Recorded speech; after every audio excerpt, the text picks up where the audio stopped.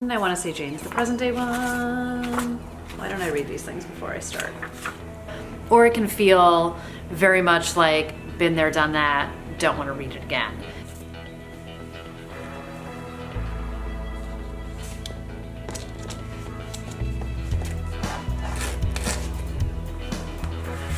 And I read this back in December also.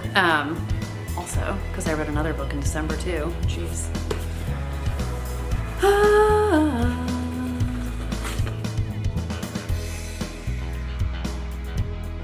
Hi everyone, it's Audrey and welcome back to Chapter and Converse.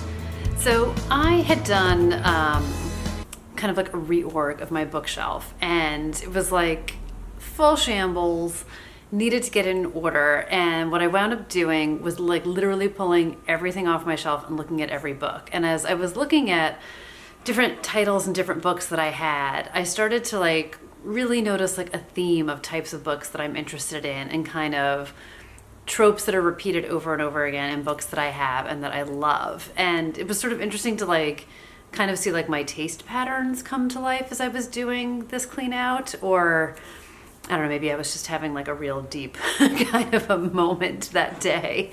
But it got me to thinking about book tropes that I love, and I wanted to talk about them because there's so many books that I talk about on this channel kind of in the short time that I've had it. And I obviously had an entire reading life before I started BookTube. So hoping I can touch on some books that obviously I've talked about on this channel, but also some books that I haven't talked about much before. And again, just kind of talk about some tropes I love, and then maybe learn from all of you guys some other books that might fit this bill. So I love a book with varying timelines. And I don't mean like that we're seeing things in flashback, but that we're literally following two different periods in history, two different periods in our character's life, two different timelines, hence the word timelines. And I've found this over and over again in books that I've read. And the most recent one I've read is The Chalk Man by C.J. Tudor. And I literally just finished this at the beginning of May, so I haven't done my review on it yet. But spoiler alert, I really enjoyed it. And this follows originally a group of kids, and then it follows them 30 years later as adults. So we start with them when they're about 12 years old, and then again in their early 40s. And it was likened to Stephen King's It. I would say it's more reminiscent to me of Stand By Me / The Body by Stephen King, even though I didn't read it, but thinking about that movie, where you have this group of kids who, in this book, they basically stumble upon a body in the woods. And 30 years later, they are sort of haunted again by what happened that day and that discovery, and kind of brings them all back together again. But we literally are reading in alternating chapters and alternating decades, which I love so much. So, and I was totally there for all of like the 80s vibes of it too. So I do love me some 80s throwback stuff. Another timeline book, which I really loved, was The Girl Before by J.P. Delaney.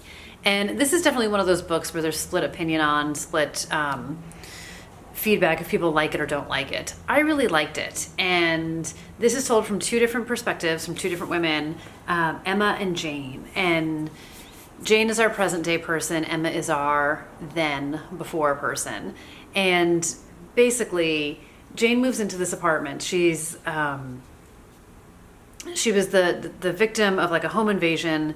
She needs some kind of security, some sort of stability, and she winds up moving into this apartment that has like this 30-page list of rules and things you have to follow. And it's everything from like, you can't have pillows and you can't have knickknacks, and it dials down to like what you can bring into the apartment and how the apartment has to look at all times, and like clutter-free and all of this stuff. But there's this intense level of security. It's an inexplicably reasonable price. She should be suspicious, but she doesn't care. She just wants to feel safe, and she moves in. And obviously, if it's too good to be true, it is, and something is sort of not quite right about this too good to be true apartment. So we are watching Jane through the present day, but then we are seeing Emma in the past. And there is some sort of darkness to it, and there is, I feel like I had read or watched somebody's review, and they talked about like the sex in the book not being comfortable for them or something. I don't remember anything not being comfortable. Which might say more about me than anything else. I don't know. But Didn't seem anything out of the ordinary to me or anything that was polarizing, but you get these varying perspectives, which I really love. And then a couple other books, which I'm not going to talk about much because I already have 100 times over. Seven Husbands of Evelyn Hugo, which we hear about Evelyn's life through kind of from the beginning when she is a teenager and first goes to Hollywood until she is a woman in her 80s retelling her story to the journalist who is doing her biography. So we see all the decades, all the timelines, and then we also have present day from the journalist's perspective. And then another one which I really, really loved, which I read in December, is All the Beautiful Strangers by Elizabeth Clayfoth. This is one that I've talked about on here before, and we get 3 different timelines in this one, and this follows in present day a girl named Charlie who is at a private boarding school, and something that she is involved in kind of leads her back into her father's past. And she is also still grappling with the fact that I think it was like 10 years earlier her mom disappeared. So we wind up seeing present day Charlie, we wind up seeing kind of 10 years ago leading up to when her mother disappears, and then we flash even further back to when her parents first met. So you're getting 3 different timelines to really put this story together. I loved this book. This was an amazing find. So yeah, give me multiple timelines and I am there for it. The second trope that I love is the unreliable narrator. And I know a lot of people feel like it's been overdone and it's sort of like run its course, but I am, again, sign me up, give me someone who I'm not quite sure if I can trust, give me a whole bunch of characters I'm not sure I can trust, and I will show up on the page for that one. And to throw it back a little bit is The Girl on the Train and by Paul Hawkins. And I really enjoyed this book. And I know some people found Rachel to be kind of annoying. She was an alcoholic. She definitely did not have her shit together and could be an extremely frustrating protagonist. But at the same time, she was hurt. She was struggling. She was in a really bad place, obviously. And she just did what she could manage to do, which most days was just sort of drinking herself into a blackout. And she would take the train into the city. It would stop at a certain point due to kind of like some construction-y stuff happening on the tracks, which 100% happens on my train line. But unfortunately, we stop like outside the city by some office buildings, so there's nothing fun to look at. She, as it happens, stops by the house where she used to live, where her ex-husband is with his new wife, and their neighbors, who are the people that she focuses on. And one day she thinks she sees something happen to the neighbor. And did she see it? Did she not? What does she have to do with it? Is she telling the truth? Is she losing her mind? Is she just drunk? Who knows? But I completely enjoyed this book. Didn't like the movie. Really enjoyed the book. All controversies aside, I really enjoyed The Woman in the Window by A.J. Finn. I read it when it first came out. Anna, who is doing her own case of Rear Window, who's another one who drinks a lot, takes a lot of pills, not quite sure what she's seeing. She's watching way too much Hitchcock, thinks she sees something happen to her neighbor across the way when she's looking out her window one night. Did she? Didn't she? Can the cops trust her? Is she making stuff up? Is she sort of, are the movies she's seeing influencing what she's thinking and seeing? All of this stuff sort of in the vein of Woman in the Window, and I did an entire video on this, is Saving April by Sarah Denziel. Very similar storyline to The Woman in the Window. It came out first. Again, we have this semi-agoraphobic narrator who looks out her window as watching her neighbors, and she's drinking too much. She's in her own head all of the time. You know, is she witnessing something that's happening across the street, or is this sort of a fantasy, sort of a twisted fantasy in her head that she's making up?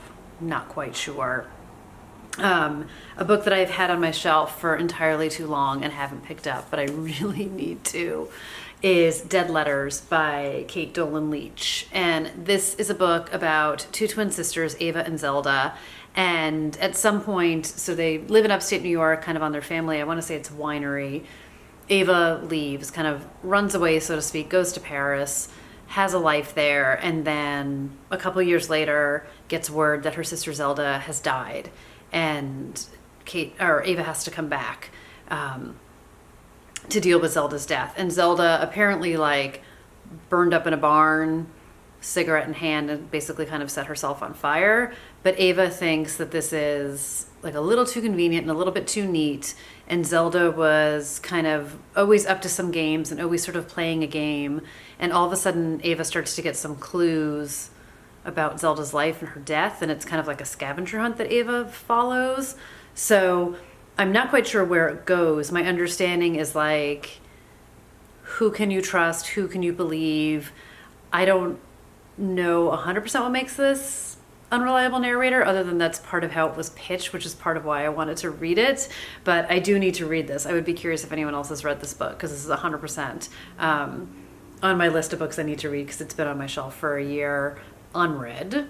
And then Sometimes I Lie by Alice Feeney is another one where kind of the first 3 lines of the book, you know, is like, she's in a coma, like, I don't remember what happened to me, and sometimes I lie. So our main character is laying in a hospital bed. She can't open her eyes, but she can hear everyone around her. She can't speak, she can't move, she can't communicate. So she's hearing everyone come in and out of her room, and it's her doctors, it's her husband, it's her sister, and she doesn't remember why she wound up in the hospital. A lot of these books are going to cross over. We have dual timelines in that one as well, where we see sort of her life before the accident. There's childhood flashbacks, and not just flashbacks, but timeline. I'm mucking my way through this. But, you know, she's in a coma, sometimes she lies. So can we believe her at all? Can we believe anything that she's telling us? What happened to her? What put her there? Can we trust anybody in her universe at all? The next trope I love is any form of amnesia, where people don't remember how they got to where they are, don't remember a big chunk of their life, don't remember what happened to them, just cannot, for the life of them, figure out how they got to where they are. And one of my favorite books, and this is like a crazy old one, is Laura Caldwell's A Clean Slate. This came out in 2003. This was like red dress ink, chick lit, like the height of chick lit, all of that great stuff. And this is about a woman named Kelly who lives in Chicago and like wakes up one morning, goes about her routine, goes to pick up her dry cleaning, and finds out that the dry cleaning she picked up that day has been sitting there for 5 months. And she has no idea what's happened in the past 5 months of her life. Although what did happen is like her fiance dumped her, she got fired from the job where she thought she was going to be a partner, and she feels great but is completely lost and realizes that she has this clean slate at life. So it's kind of this thing about like having a chance to reinvent yourself, having a chance to start over, having the means to do it in this case. But it's just such an interesting story about if you were handed the clean slate, if sort of everything was sort of wiped away and taken away from you, but you kind of felt better than ever.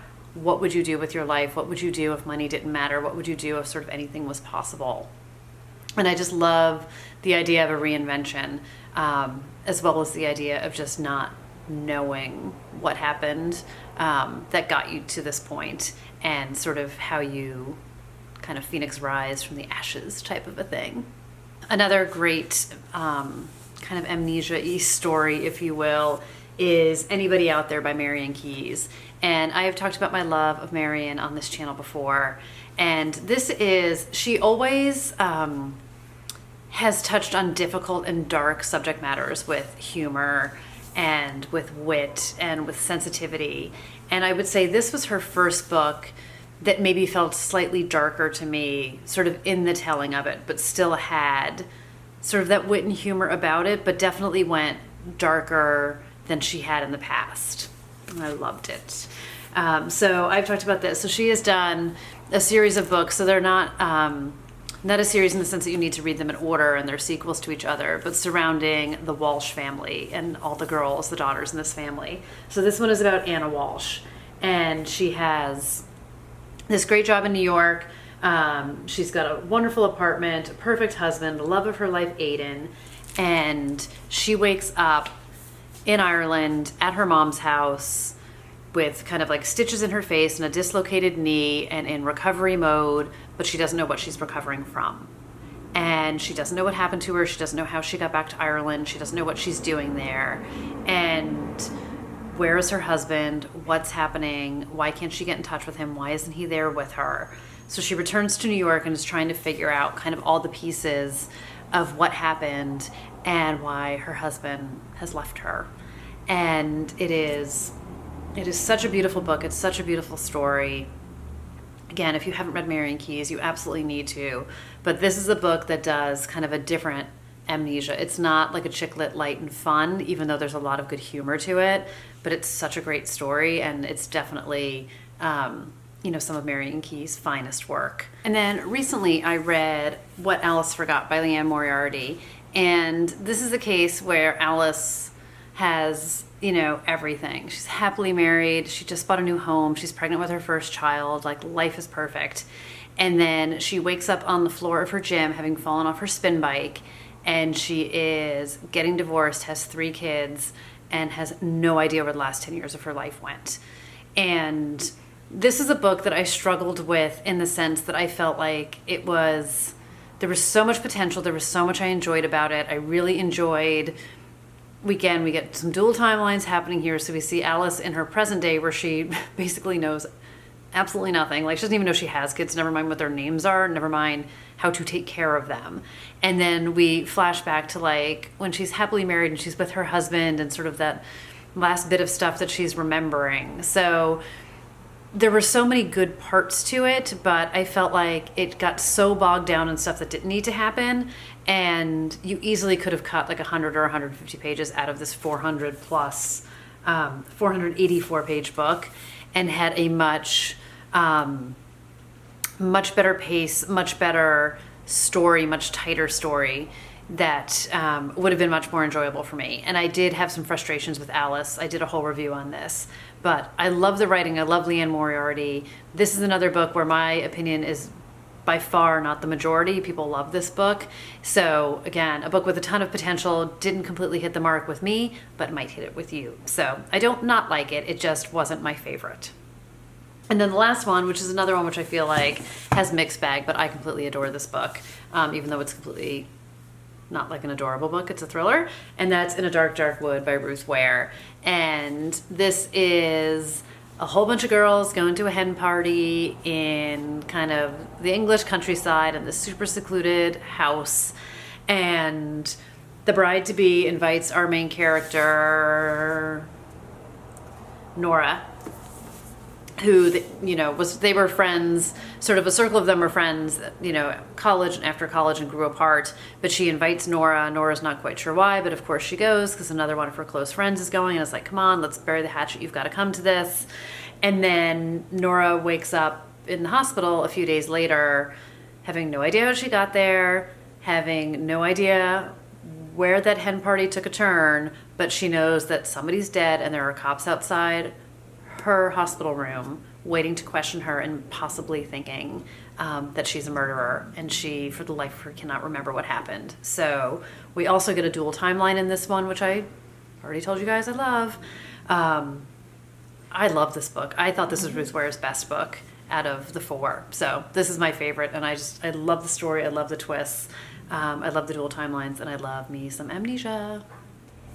Okay, so this video didn't quite go as smoothly as I had planned for it to go, and any other booktube out there who's like, when you have to pull like all these random books off the shelf, it just becomes like exhausting, like I'm pooped after filming this video. But anyway, I wanted to be able to just sort of like give a smattering of like what I like and what draws me to books. And again, there's only so many stories that you can tell, and there's only so many stories that exist in the world. And I mean, I think, putting my writer hat on, something you hear over and over again is what makes a story unique is that you're the one telling it this time. So even if you are picking a locked room mystery, or you are picking, have to return reluctantly to the hometown kind of a feeling, what makes it different is that you're the one writing it for the writer. And I think for the reader, you want each experience to be fresh. Nobody wants to read the same story over and over again unless you're literally reading the same story over and over again, which is something I like to do.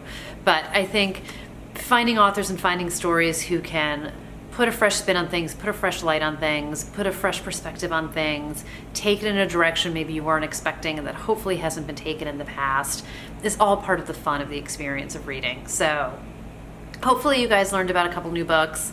I would love to know if there's other books you would recommend in these tropes. Like I said, this was not an exhaustive list of everything that I've read within them, but I just tried to pick some samplings off of my shelf. So let me know what you guys thought of this. Let me know what you guys thought of some of these books. And let me know what tropes you guys love that you tend to pick up over and over again and gravitate towards, because I'm sure I'm missing a whole bunch of them. So I will talk to you guys soon. Thanks for hanging out today, and I'll see you in the next one. Bye, everybody.